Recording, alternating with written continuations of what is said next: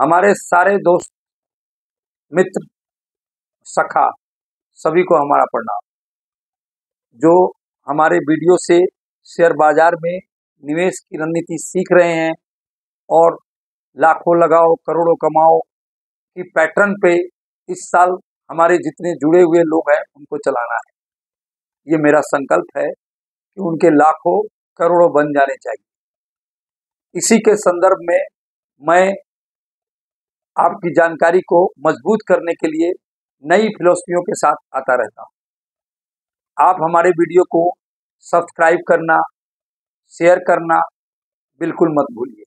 इसमें आपका कुछ लगता नहीं है, क्योंकि जानकारी समग्र होनी चाहिए, सबको होनी चाहिए।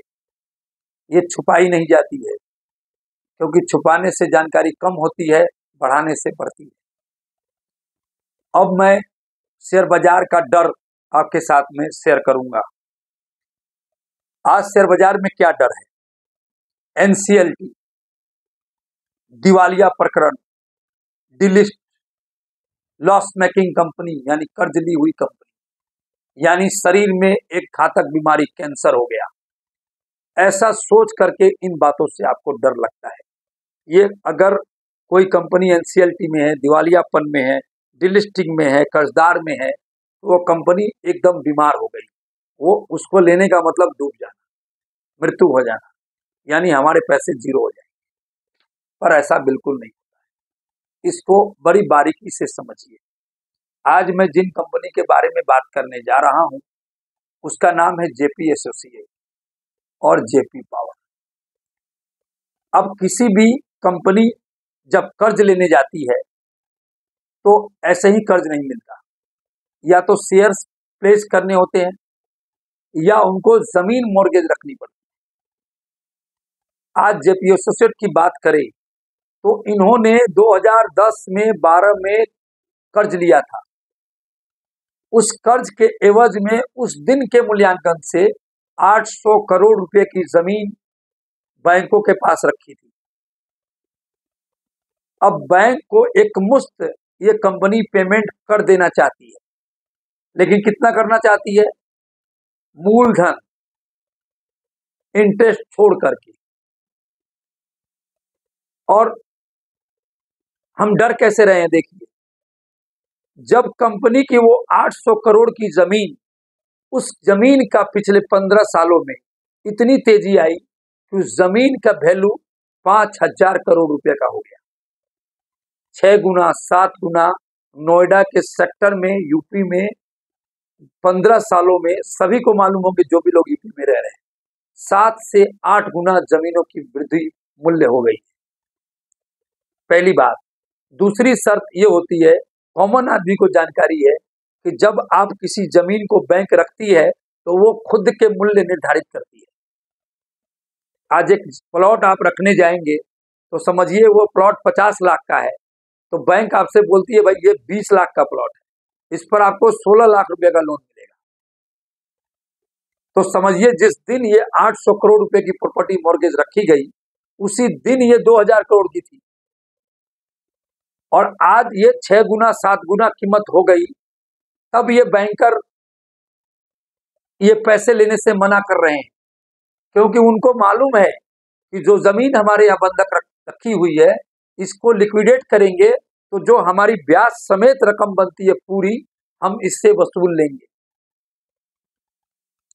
उसकी अगर कीमत घट जाती, 800 करोड़ की जमीन की कीमत 50 करोड़ हो जाती, ऐसा लोहे का सामान होता जो जंग लग गया होता, जो सड़ गया होता, ऐसी वस्तु होती जिसका विक्रय मूल्य घट गया होता, तब वो जो दो दाम जेपी एसोसिएट दे रहा है उसमें वो शर्त मंजूर कर लेती। अगर किसी व्यक्ति को आप कर्ज दो 100 रुपया और उसके पास बिल्कुल ही देने के लिए पैसे नहीं हो, तो आप 25 रुपया भी मंजूर कर लेते हो। अगर उसको आपको मालूम हो कि उसके पास पूरा पैसा है तो आप एक पाई नहीं छोड़ते हो, बोलते हैं मुझे 100 के 100 चाहिए। इस बात को आपको समझना होगा, और इस चीज को जब समझ जाएंगे तभी रिस्क और रिवार्ड का फायदा उठा पाएंगे।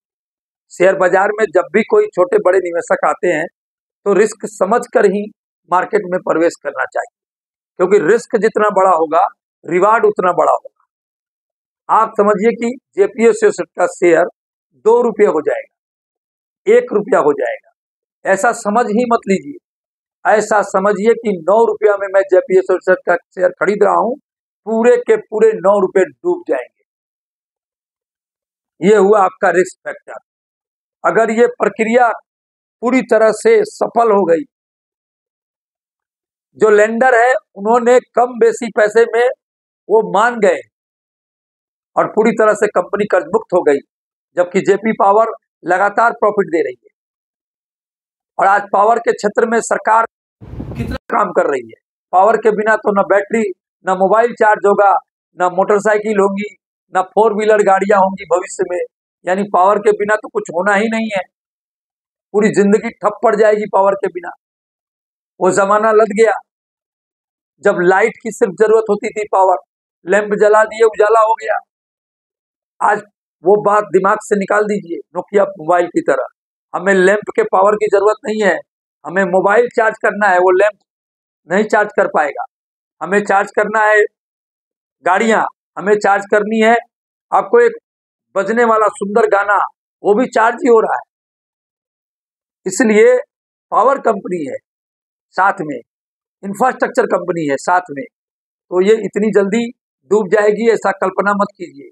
रिस्क है, मना नहीं कर रहे हैं, लेकिन 9 रुपये का रिस्क के सामने 50 रुपये का रिवार्ड है अगर आप लंबे समय रुकते हैं तो। इसीलिए मैं इस स्टोरी को शेयर आपके साथ कर रहा हूं। मेरे इस शेयर में खरीदने और बेचने की कोई एडवाइस नहीं है, लेकिन क्या है असली मामला और किस तरह से आपको समझना चाहिए ये मैं सुनिश्चित कर रहा हूं।